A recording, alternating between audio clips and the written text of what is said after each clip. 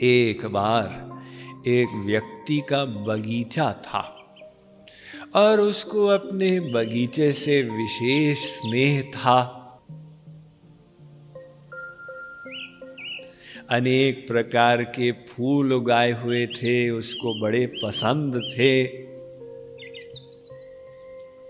तो पानी आदि दिया करता था।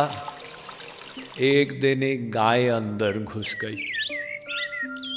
अब गाय को फूल की वैल्यू नहीं है, गाय तमाम फूल आदि खा गई।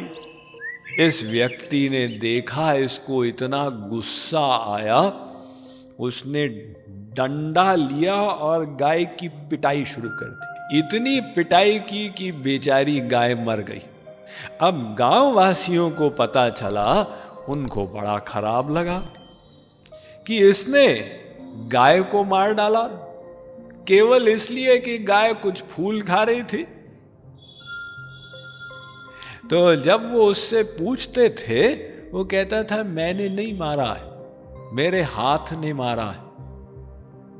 हाथ के देवता इंद्र हैं। हमारे शरीर के विभिन्न अंगों के विभिन्न देवता अध्यक्ष होते हैं, तो हाथ के देवता इंद्र हैं। तो ये सब इंद्र का दोष है कि इंद्र के कारण ये गाय मरी। इंद्र ने सुना, इंद्र ने कहा भाई निरर्थक मुझे दोष दिया जा रहा है। तो इंद्र ब्राह्मण का रूप धारण करके आए। वो व्यक्ति पानी दे रहा था। इंद्र ने देखा, भाई साहब इतना बड़ा बगीचा, इसकी देखभाल कौन करता है? उसने कहा मैं करता हूं। देखिए अपने को कर्ता मान रहा। अच्छा तो ये जो फूल है ये किसने लगाए? मैंने लगाए। और ये घास कौन काटता? मैं काटता हूं। फूलों को पानी कौन देता? मैं देता हूं। सर्वत्र अपने को कर्ता मान रहा है। तो इंद्र रूपी ब्राह्मण ने कहा ये जो गाय मरी हुई है इसको किसने मारा है? अब वो कैसे कह दे हाथ ने मारा? सर्वत्र वो अपने को कर्ता मान रहा है और वहां पर वो कहे नहीं हाथ के देवता इंद्र का दोष है।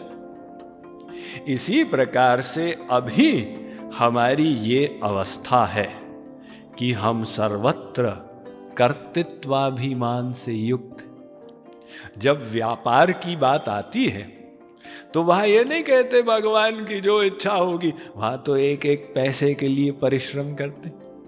जब बेटा बेटी की बात आती है ये नहीं कहते अरे नालायक बने अब अच्छा बने भगवान की जैसी इच्छा, वहां तो चिंतित बने रहते हैं। और साधना के लिए आप कहे नहीं मुझे नहीं करना है भगवान को कराना, ये तो दो फॉर्मूला हो जाएंगे।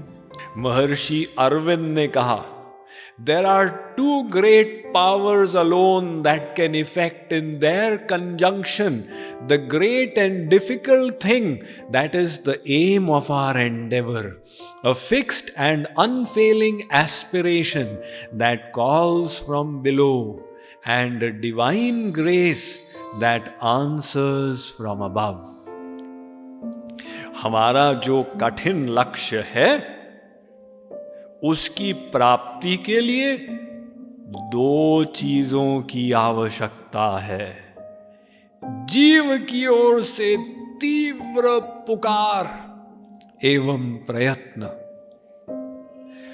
भगवान की ओर से उस पुकार का उत्तर देने वाली उनकी करुणा कारिणी शक्ति।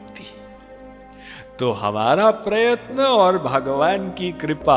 अब अगर हम बैठ गए कि भगवान ही सब कुछ कराएगा तो फिर हम साधना करेंगे ही नहीं, यानी वो साधना में ब्रेक लग जाएगी।